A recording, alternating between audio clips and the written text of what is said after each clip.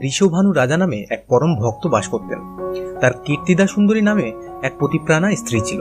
তারই গর্ভে ভাদ্র মাসে শুক্লাষ্টমী তিথিতে মধ্যাহ্নে শুভক্ষণে শ্রীমতী রাধারানী জন্মগ্রহণ করেন।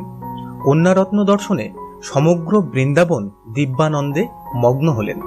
কন্যার রূপে সকলে মুগ্ধ হলেও তার চোখ নিমীলিত ছিল বলে সকলেই মনে করল কন্যাটি অন্ধ হয়ে জন্মগ্রহণ করেছে। রাধারানীর চোখ মুদ্রিত থাকার কারণ হচ্ছে, একদিন গোলকে কৃষ্ণ রাধারানীকে জ্ঞাপন করলেন যে তিনি অতি শীঘ্রই পৃথিবীতে অবতরণ করবেন।